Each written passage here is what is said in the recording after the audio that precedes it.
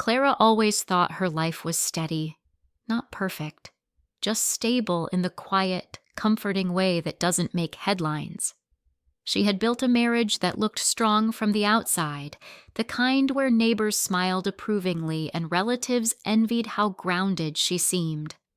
Her husband Daniel was reliable and kind, if not particularly expressive. Their life together moved in soft rhythms, shared breakfasts, short commutes, late dinners, and an unspoken understanding that love was not always fireworks, but sometimes a warm lamp left on in the hallway. And then there was Emily. Emily had been her closest friend since college, the kind of friend who arrived early and stayed late, who remembered birthdays without reminders, who showed up with soup when Clara caught the flu and flowers when she got a promotion. They'd laughed through heartbreaks, celebrated engagements, and toasted each other's weddings with teary eyes. When Clara married Daniel, Emily had been her maid of honor. She'd given a speech about loyalty and soulmates, and Daniel had smiled at both of them as though they were two parts of the same bright memory. For years, the friendship never wavered. Emily was single after 2 failed relationships, but she wore her independence with pride. She said she didn't envy married life, that she loved her freedom too much. Clara believed her. She believed everything Emily said. Their friendship was woven into the fabric of Clara's daily life. Weekend coffee dates, spontaneous phone calls, dinners where Daniel joined and teased them both about how they never stopped talking. Emily would laugh and say, "You married both of us, Daniel. Admit it." And Clara laughed too, never realizing how close to the truth that would one day become. The change began quietly. Daniel started staying late at work. At first, it didn't worry Clara. He'd always been dedicated, the kind of man who took responsibility seriously. But then the absences grew longer and the explanations shorter. "Meetings ran late," he'd say, or "I'm catching up on paperwork." His tone was even, but something about it lacked warmth. Clara noticed small things. The scent of a different perfume lingering faintly on his jacket, the way he guarded his phone, the messages he replied to with a half smile when he thought she wasn't looking. But when she asked, he would reach across the table, squeeze her hand and say, "You're imagining things again." So she convinced herself she was. The mind is good at protecting what the heart can't bear to lose. Then one afternoon, Emily came over while Daniel was out. She was cheerful, chatting about work and a new colleague who, she said, reminded her of Daniel. Clara smiled at the comparison, not sensing the current beneath it.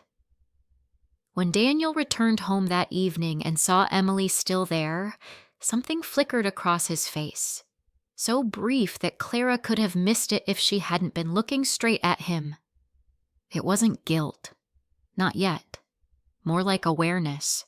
The kind of look two people share when they already know something you don't. Clara's unease grew with every passing week. Emily began calling Daniel directly when she couldn't reach Clara. Once, she texted him to confirm dinner plans instead of asking Clara. "Just quicker that way," she'd said with a grin. Clara laughed, though something about the ease between them made her chest tighten. She told herself she was being possessive, that good friendships included your spouse. She'd seen Daniel help Emily with her car when it broke down, and she'd thanked him for being kind. She remembered how grateful she felt that her best friend and her husband got along so well. That gratitude would later turn to disgust. The night everything started to tilt off balance, Clara had been planning a small anniversary dinner. Just the two of them. She'd booked a quiet restaurant by the river, one Daniel had always liked. She even bought a new dress, pale blue with lace sleeves. She felt nervous, like she was meeting him for the first time again. But that afternoon, Daniel called. "Something's come up at work," he said. "I might be late. Don't wait for me." She tried not to sound disappointed. It's okay. I'll rebook. When she hung up, she sat in silence for a long time, her fingers tracing the fabric of her dress. She decided to go out anyway. She needed the distraction. The restaurant was crowded, candles flickering on every table. She took a seat by the window, ordered tea, and tried not to look at her phone every few minutes. And that's when she saw them. Daniel, Emily, walking in together. At first, her mind refused to connect the image to reality. Maybe it was coincidence. Maybe Emily had dropped by his office and they decided to eat nearby. But as she watched, Daniel pulled out a chair for Emily and they sat close. Too close. Their laughter carried across the room, light and intimate, the kind you don't share with a friend's husband. Clara sat frozen, her heartbeat too loud. The tea cooled untouched. She didn't confront them then. She simply rose quietly and walked out, the city lights blurring as she stepped into the night. The days that followed were hollow. Daniel noticed her silence, but didn't ask. Emily texted as if nothing had happened. Clara wanted to scream at both of them, but she didn't. Instead, she waited, hoping for an explanation that might make sense. It never came. She started paying attention, not obsessively, just enough to confirm what her intuition already knew. Late-night calls, laughter in another room, Daniel saying, "I'll be back soon," and returning hours later with no trace of where he'd been. Emily growing distant, avoiding eye contact. One evening, Clara picked up Daniel's phone when he left it on the couch. Her hands shook as she unlocked it. He'd never hidden the passcode. The message thread with Emily was pinned to the top. She scrolled. "Last night was perfect. Can't stop thinking about you. She suspects something. Don't worry. She trusts me." Clara dropped the phone as though it had burned her. That night, she sat by the window long after Daniel had gone to bed. The world outside was quiet, soft rain tapping against the glass. She thought about every memory she'd shared with Emily, every late-night talk, every secret confessed, every promise whispered between friends. And she thought of Daniel's face when he'd looked at her that morning, smiling as if everything was still normal. She didn't cry. Not yet. Grief takes time to form words. When she finally confronted him, her voice was calm, detached, like someone narrating another woman's story. "I know about you and Emily," she said. Daniel's expression changed. Not shock, not even denial, just fatigue, as if he'd been waiting for this moment. "It wasn't supposed to happen," he murmured. Those words lodged in her mind like a splinter. She stared at him. "That's all you have to say?" He rubbed his face. "Clara, we were going through a rough patch. You've been distant. Emily was there." Clara laughed, a sound that didn't feel like hers. "So, you decided to fall into bed with her because I was quiet for a few weeks?" He flinched but didn't respond.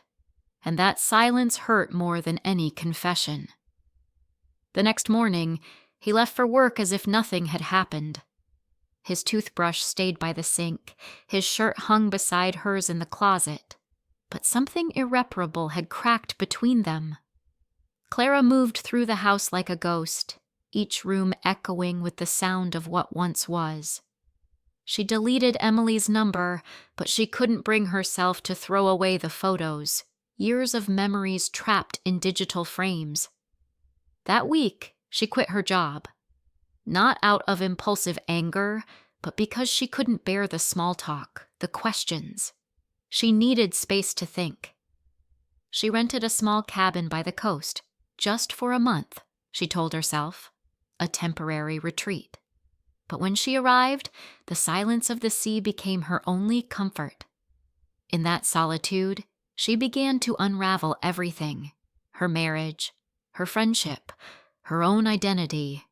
Who was she without them? The days stretched long and colorless. She wrote letters she never sent, long pages addressed to Emily that started with rage and ended with sorrow. How could you look me in the eye and lie? How could you destroy something sacred for something so small? Sometimes she imagined Emily's face, beautiful, charming, confident, and wondered if she had ever truly known her at all. Weeks passed before Daniel called. His voice on the phone was cautious, almost formal. "Clara, I think we should talk." She hesitated. "About what's left?" He sighed. "I made a mistake. Emily left. It's over." Clara closed her eyes. "That doesn't change what you did." "I know," he said quietly. "But I can't lose you too." She almost laughed. "You already did." And she hung up. For the first time in months, she felt something close to peace. It wasn't forgiveness, just clarity. The realization that some things don't deserve to be fixed. By the time her lease on the cabin ended, Clara was no longer the same woman who had arrived. The sea had taught her patience. The solitude had taught her truth. She didn't need closure from either of them anymore. When she returned to the city, she filed for divorce. Daniel didn't fight it. He simply nodded, eyes tired, as if relief had finally replaced regret. She saw Emily once more, months later, by accident. A supermarket aisle, the mundane kind of place where life's dramas sometimes end. Emily looked thinner, paler. Her eyes flicked up and froze when she saw Clara. "Clara," she whispered, voice trembling. "I don't," Clara said softly. "I don't hate you, but I don't know you anymore." Emily's eyes filled with tears. "I'm sorry." Clara nodded once. "So am I." And she walked away. That night, Clara went home to her quiet apartment and lit a candle. She sat by the window, watching the city lights shimmer against the glass. The ache was still there, faint but constant, like a scar that no longer hurt to touch. She wrote one final letter, not to Emily or Daniel, but to herself. You survived. You are enough. You do not need their apologies to feel whole, and for the first time, she believed it. Clara's new apartment was small, but it was hers. The windows faced east, and in the mornings, light poured in like forgiveness. She'd chosen the place deliberately, away from old neighborhoods, away from memories. The furniture was modest, second-hand, but she'd painted every wall herself. The work had left streaks of pale blue on her arms that took days to scrub off, yet she didn't mind. For the first time in years, she woke up without checking for another heartbeat beside her. The bed felt large, the silence heavy, but she was learning to live with both. At first, her days were uncertain. She moved through them carefully, as if life were a cracked floor that might shatter if she stepped too hard. She read long novels and underlined sentences that made her feel seen. She walked through parks alone, carrying a notebook she rarely opened. And slowly, imperceptibly, she began to return to herself. One afternoon, while sorting through boxes she'd brought from her old home, she found a stack of photographs. She sat on the floor, cross-legged, holding them like fragile glass. There she was, smiling in a yellow dress, Daniel's arm around her. Another one, laughing with Emily at a picnic, their faces sunlit and carefree. For a long time she stared at that photo of them, the two women who had once trusted each other more than anyone else. She wondered what they would say to her now if they could see what they'd become. She tore the picture in half, gently, not in anger, but as an act of release. Then she made tea and watched the sky turn from gold to violet, and for the first time, the memory didn't break her. It was just something that had happened, like an old dream. Clara decided to go back to work. Not her old job, which was filled with sympathetic faces and whispers she didn't want to hear. She joined a small publishing house downtown. The manager, a kind woman named Helen, admired Clara's quiet precision. On her first day, Helen asked, "Do you write?" Clara hesitated. "Not anymore." "Well," Helen smiled, "maybe you should again." And just like that, something inside her stirred. At night, she began to write. Not fiction, not yet, but fragments, reflections, the kind of writing that comes from wounds trying to heal. She filled pages with memories and questions. When does love end? Can betrayal ever be explained? What remains of friendship when trust is gone? Her words were messy, uncertain, but they were hers. Months passed. Seasons turned. Clara grew used to solitude. Sometimes she caught herself laughing at small things, the neighbor's cat stealing socks from the balcony, or a child trying to fly a kite in the wind. Joy, she realized, didn't need an audience. There were still difficult days. Nights when she woke from dreams of Daniel's voice, or moments when she saw a woman with Emily's hair and her stomach twisted before she remembered. Healing wasn't linear. It came in waves, some soft, some cruel. But she learned to breathe through each one. She learned to forgive herself for missing people who had hurt her. One rainy Sunday, she decided to visit the coast again, the same cabin she had once rented when her world had collapsed. It stood where she left it, the sea unchanged, the air sharp with salt. Inside, the walls still smelled faintly of pine and damp paper. She opened the windows, letting the wind rush in. On the table lay a guest book, its pages filled with the handwriting of strangers. She found her old entry near the beginning, "Clara, February, trying to remember who I am." Below it, she wrote a new one, "Clara, November. I remember now." Later that evening, she walked along the shore. The tide was high, waves reaching greedily for the sand. She thought about Daniel, wondering where he was now, whether he was happy, whether Emily was still part of his life. She realized she didn't need the answers. Some questions were meant to stay unanswered, their silence a kind of peace. She picked up a smooth stone and tossed it into the sea. The ripples spread, disappeared, and she smiled. When Clara returned to the city, life began to open up in quiet ways. Helen encouraged her to submit some of her personal essays to a magazine. To her surprise, one was accepted, an essay titled "The Shape of Absence." It wasn't about Daniel or Emily directly, but about rebuilding after betrayal, about how love could end without destroying you. The response was overwhelming. Letters arrived from strangers who said they felt seen in her words. A woman wrote, "I thought I was the only one. You made me feel less alone." Clara read that line over and over. For years she had carried her pain like a secret. Now it had become something else, a bridge. One evening, after work, Helen invited her to a small literary event. Clara almost declined, but something nudged her to go. The cafe was warm, filled with the low murmur of people discussing books.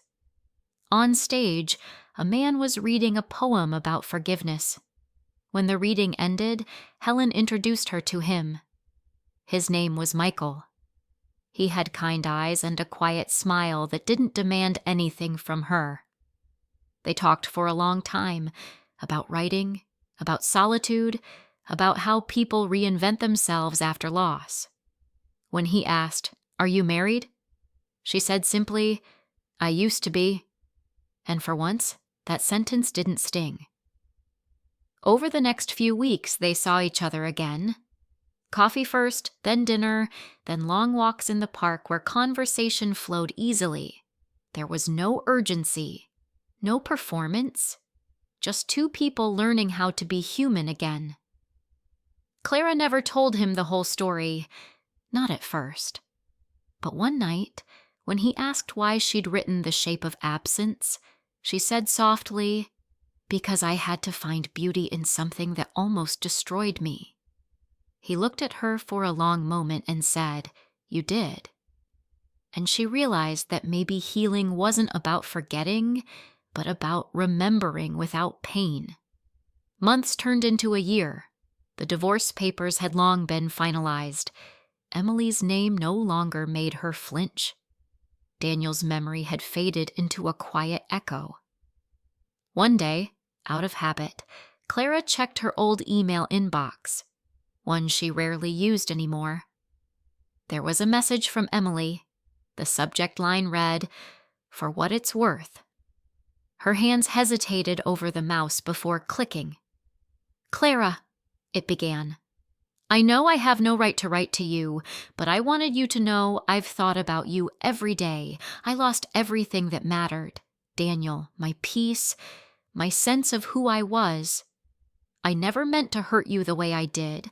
I was broken, and I broke the wrong thing. I don't expect forgiveness. I just hope you're happy." Clara read the email twice. Then she closed her laptop and sat quietly for a long time. There were no tears this time, only a soft ache, the kind that comes from compassion, not sorrow.